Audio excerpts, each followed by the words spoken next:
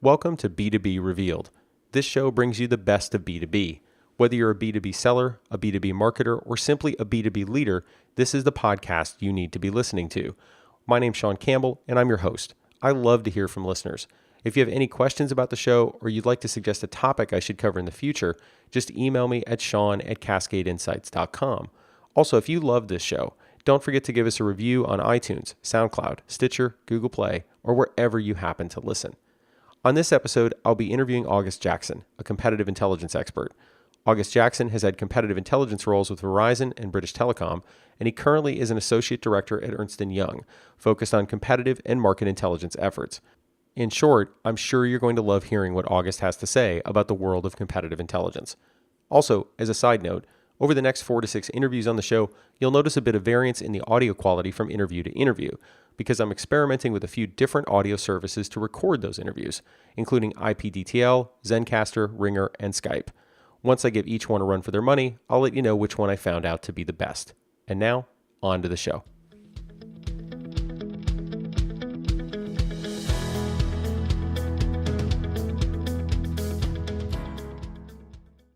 August, welcome to the podcast. Thanks, Sean. It's great to be here. So, August, give me a little bit of a snapshot of your career when it comes to competitive intelligence. What are some of the roles you had? How did you get started in it? Those kinds of things. Sure. So I actually got started in competitive intelligence before I knew competitive intelligence was even a thing. I was a technical specialist for MCI's consumer dial-up ISP. I know I'm really dating myself on multiple levels when I talk about MCI or dial-up. So this was my first job out of university, and at the time, there was a tremendous amount of competition amongst dial-up ISPs for consumer business. This was a very new business at the time, and for long-distance companies, this was really quite critical. If you think about dial-up business being very relevant to a telecommunications service provider, it was an additional, I think it was around $20 a month that we would score for each customer that we captured or converted into a consumer dial-up customer. And it made our overall service, our long distance and our internet business much stickier as well. Customers were less likely to churn if they were both long distance and dial-up customers. So anyway, I'm taking a long time to build some context here, but there was some fierce competition at that time for feature functionality comparison. So you'd pick up PC Magazine, you'd pick up Macworld, and there'd be, here are the different feature functionalities that the different dial-up ISPs offer. And there were some particular features that our service didn't have. And as the technical team, we wanted to make the case that MCI should invest, it turned out to be several $1 million, to enable some of those technical capabilities. And so the case for that investment really relied very much on competitive intelligence. And my boss at the time turned to me and he said, "You're going to make the case."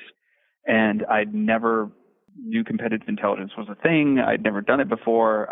So I kind of set out to figure out how to do it as I went along. And I looked at the very same sources that were comparing the feature functionality. So, PC Magazine and Macworld and all those others. I talked to some of our engineers who had spent some time at other dial-up ISPs to get their perspective on, what was possible. I talked to some marketing people about conversion and, basically put together this case for, why this investment would actually drive the kind of revenue growth and the kind of conversion that MCI was looking for from our consumer customers. The case was successful and we got the investment and, the rest, as they say, is history. Since then, I have been in a number of competitive intelligence roles. My first job in competitive intelligence was actually at Concert, which was MCI's joint venture with British Telecom.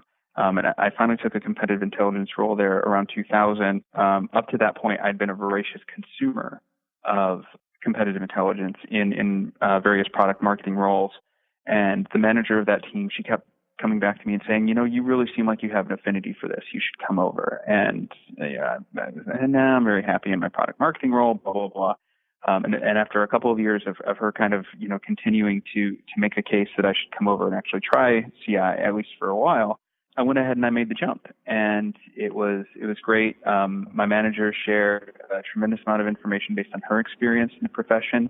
And we were able to make some really great differences for that joint venture and ultimately for British Telecom in the Americas when that joint venture unwound. And I've been in competitive intelligence roles in some form or another pretty much ever since then. Awesome. That's a really, really good summary. And obviously one of the reasons I wanted to have you on the podcast is that you've got a lot of that experience. So one thing that I think we have to address, you and I, right at the start, is that competitive intelligence leaves an impression in people's minds the second you even say those two words. And sometimes that impression is a very positive one. Sometimes that impression is just wrong. Sometimes that impression is negative. People have an impression that it's either unethical or they equate it with spying or espionage or those kinds of things. How do you talk to folks about competitive intelligence so they can understand that it is a relevant, reasonable business practice?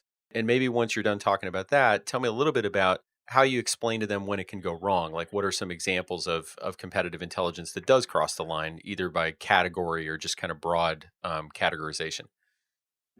Yeah, I get that a lot. If I'm meeting someone for the first time and they ask me what I do, and I tell them about competitive intelligence, very often, people will, say, well, so basically you're a corporate spy. And then, I kind of chuckle because I've heard it a lot. And I say, no, not really. And, I talk about competitive intelligence and put it in a context of a systematic and ethical practice. One of the things that's really useful to do is first to describe the purpose of competitive intelligence. And Sina Sharp, who is a longtime CI professional and author, actually summarized the purpose of competitive intelligence. I think the best that I've ever seen anyone summarize it. And she says, competitive intelligence is knowledge and foreknowledge about the entire business environment that results in action. And I think that's a very succinct statement, and there's a lot in there actually. So the first one, in response to people who think, oh, this is industrial espionage, is this comment about at this point about entire business environment. One of the things to keep in mind, and this is a distinction. Sometimes people get it when I try to explain it. Sometimes they don't. Is the distinction between competitor intelligence and competitive intelligence. Now, the work we do in competitive intelligence, of course, it encompasses the competition for your firm or your client, but it's broader than that. We are looking at broad sets of trends. We are looking at customer trends as well. So, there's a much broader perspective than just looking at the competitors. And to the extent that people might think, oh, what you're describing is industrial espionage. Well, industrial espionage wouldn't get you to those broader issues. Secondly, another point from Sina's comment is she talks about knowledge and foreknowledge. And that's really interesting because knowledge is talking about what's happened before and what's happening now. And foreknowledge is all about some sort of analytical insight. The idea that you're going to take all this information about the external environment and you're going to be able to maybe make predictions or develop scenarios on what the future might be and what the organization should do to respond or prepare for those futures or scenarios. Again, industrial espionage isn't going to get you that. Could potentially, somebody could argue and say, well, but you would get an idea of what your competitors' future plans are. But again, that's a very narrow perspective on what the future might hold for their organization or for your organization, your clients, your industry in general. A broader perspective is going to help you develop better foreknowledge. So those are a couple of things I would talk about if somebody responded negatively to the idea of competitive intelligence as a profession. And then if you still haven't scared them away or bored them to death, you can talk about the actual intelligence cycle. Really lay out the systematic and deliberate nature of the competitive intelligence practice. And you can go into any number of details about the different parts of the intelligence cycle, defining key intelligence topics and the intelligence needs that you're trying to address. You can talk about collection, and there's a lot to say about collection. Many of the questions about ethics and some of the claims of industrial espionage and things like that generally come back to issues of collection. And you can talk about how it still surprises me, there's so much information that's available from printed sources, what we might call secondary sources in the profession, that give you insight into what competitors are doing or what the external environment is sort of forcing your industry towards, or trends that are potentially disrupting your existing business models, or trends that are impacting your clients' existing business models. There's just a wealth of information coming from any number of sources out there, industry journals, general news journals, academics, things like that. Sometimes people get very worried about the ethics of primary intelligence. And again, there's a wealth of information that's available there within an ethical competitive intelligence and primary collection process, where you're being very deliberate about who it is to whom you're speaking. You're being very respectful of any confidentiality agreements that they may have in place. You're being very upfront about who you are, what you're doing, why you're talking to them, what you're going to use that information for. There are all these practices that a competitive intelligence professional can put in place and adhere to, and ethical standards as well, particularly the SCIP code of conduct, that keep us on what I would say is that, very clearly on the ethical side of an unethical line that might divide competitive intelligence from what it truly is in its ethical practice, divide it from what others might perceive it to be in terms of what they might have seen in movies or TV. Well, and on that point, before we go on to another question, I think one of the things you would probably comment on too is when it comes to the SCIP code of ethics, probably the line in it that is perhaps the most surprising to people who don't do competitive intelligence, and perhaps the most important line in it that keeps folks on the straight and narrow is to accurately disclose one's own identity, when conducting interviews. And I think, just to get your thoughts on it, this is where, if people have a misperception, it kind of starts here, is the idea that you are, like the investigative reporter who wears a, costume and has a fake business card, that's where all CI starts.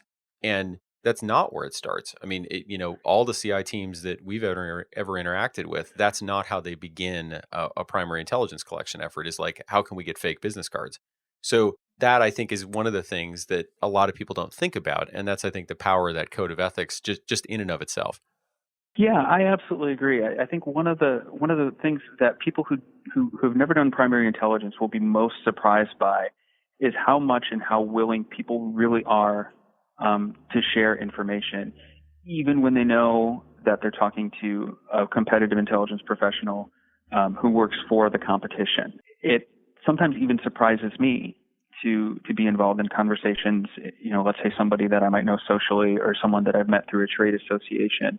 They know me, they know who I work for, they know what I do, and in the course of a conversation, they will let me know something that is potentially material to, their organization's performance in the market.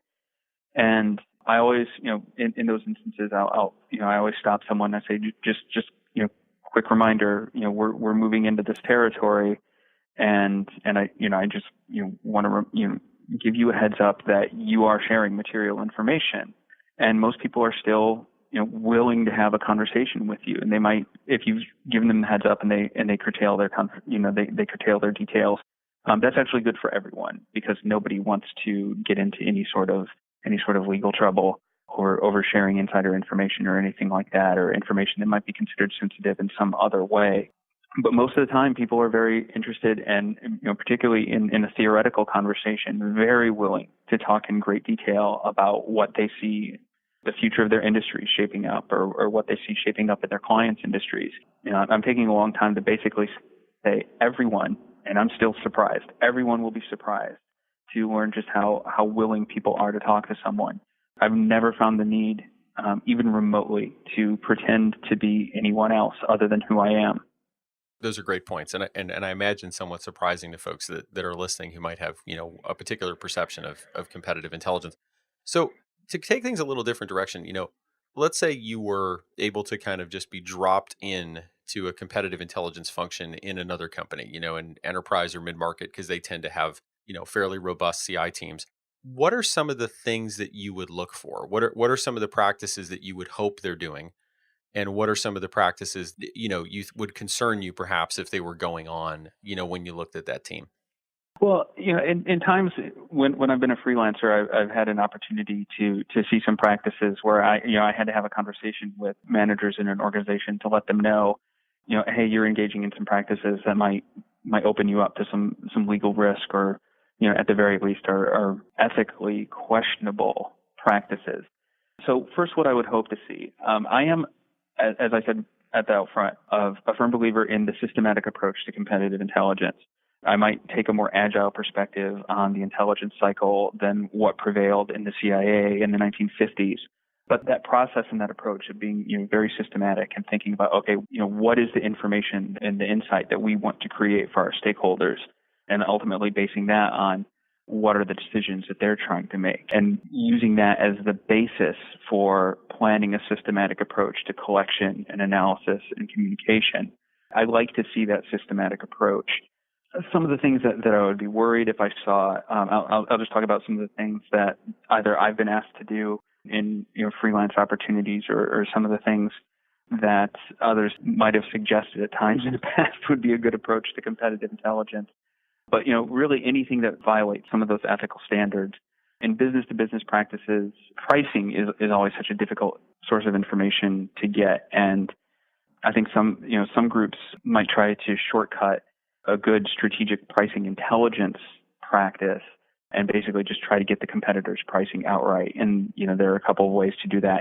Outright steal price books, pretend, create fake corporations to put bids out for tender and those sorts of things. And all of that is exceedingly useless, as you and I know, because particularly in business-to-business environments, pricing is so malleable that to try to nail it down is like trying to nail down a cloud. There are so many different levers to pull. So, I've seen some of those very examples of where, people are proposing, well, let's steal their price book, or, let's set up a fake corporation and send them an RFP and see how they respond. And those are always things that, in the instances where I've had somebody who's willing to listen to me, I said, listen, let's first talk about the ethics of that, but then let's also talk about the practicality of that to really solve the intelligence problem that you're trying to solve. I had one small business owner come up to me in a conference and basically say, I want you to put malware on my competitor's website so I can steal all their customer information.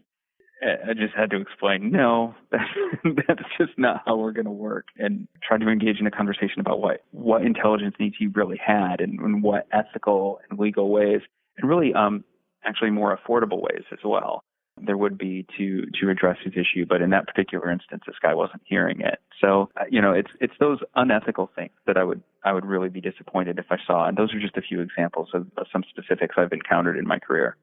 Yeah, those are great examples. That's a pretty fascinating one about the malware. Unfortunately, I've seen similar types of behavior sometimes when people approach us about some kind of competitive work. And on that vector, one of the things I wanted to ask about, because it happens so often to us, particularly when smaller companies reach out to us. We tend to work with larger or mid-markets, but when we do get a request from a small company, I could almost guarantee that about 50% of the time they're going to say something like, and if we just knew what their price was.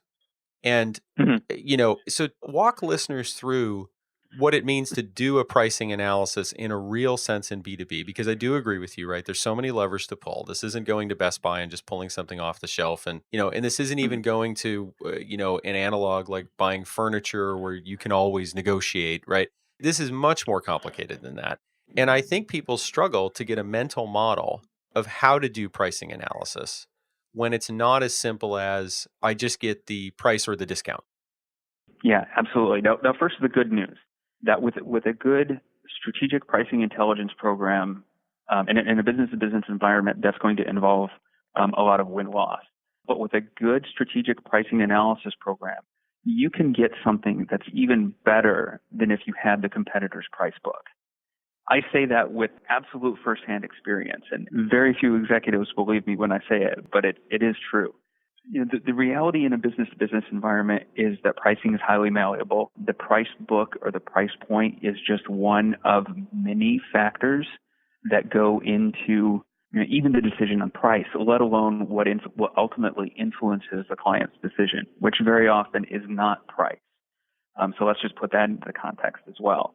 If you think about all the different levers an account team can pull, very often you're talking about a multi-round bid situation. So is a competitor's strategy to go in low and knock out the competition, or did they go in high and allow themselves to be negotiated down? Do they underprice the competition and then turn around and basically kill the customer once they've won the project with change orders? What are their finance options? What are their volume discounts? What are their strategies around exclusivity? And these are just a couple of the different things that go into play here. And again, this is all assuming that the client's decision is based solely on price. And I've almost never seen the case where that actually holds to be true. Under a good pricing intelligence program will give you a very clear sense of what your competitors are likely to do in these situations, and so you can adopt and develop strategies that allow you to get out ahead of that. Give the customer good questions to ask the competitors in each of these rounds of these bids. Build your strategy in such a way so that it appeals to the client sooner. Appeal to interests beyond price, and there always are interests beyond price. All these different options that are available through a comprehensive program, and this is better intelligence that has a longer shelf life than if you were to ever get the customer's price book. Getting the competitor's price book. For a lot of these queries that competitive intelligence professionals receive, that's always presented as like the holy grail. Well, if we just had their price book, they're not pricing off the price book. You're not pricing off the price book. So why is that? And ultimately, the client, we might think they're deciding basically solely on price, but survey after survey through win-loss analysis again and again has proven that the clients are not buying based on price. It's a factor. It's an important factor, but it's nowhere near the deciding factor, and definitely not the only factor.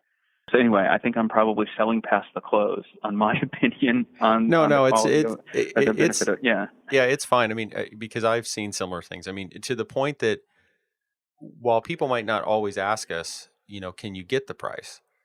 I would say that on any work we do that involves any analysis of a competitor's activity, even if it's more market research oriented, right, where it's really just the competitors are just kind of one part of the discussion, at some point, one stakeholder will pop in and say, I think we're losing on price.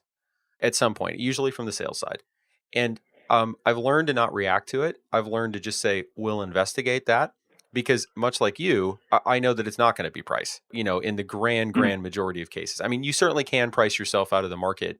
You certainly can do that, but it's usually not the reason you're losing in more cases than not. Mm-hmm. And so, no, I think what you laid out was excellent and probably surprising to a lot of folks who, and maybe comforting to folks who say, hey, we're no longer losing on price. Now, maybe discomforting because now they have no idea why they're losing, but that's a different point. So tell me a little bit about, and this may be kind of the last line of questioning before we wrap, but, what's the best kind of personality or temperament, when you think about somebody who's going to be a meaningful contributor or leader on a CI team? Because you've probably read the same stuff I have. People kind of highlight a different Myers-Briggs or a different kind of temperament, pick your personality test. And you can go there if you want, that'd be fine. Or just even describe what are kind of the attributes that you think really make the most sense when you're thinking about, an exceptional CI leader or contributor. Yeah, the two attributes that jump first to my mind are curiosity and enthusiasm. Competitive intelligence, you are putting together a puzzle to which you do not have necessarily all the pieces. The box that came in might not have had a picture of what the puzzle is, and you're going to have to fill in those gaps. And that's going to take a lot of curiosity. That's going to take a lot of genuine interest in the topics that you're researching. That curiosity is really, in a lot of ways, sometimes the only thing that sustains you through some of the challenges of doing a really challenging competitive intelligence project. And hand in hand with that is enthusiasm. There's a time in almost every competitive intelligence project when, I think maybe most rational people would decide, like, okay, this isn't getting anywhere. The obstacles are too high. It's too difficult to communicate the findings.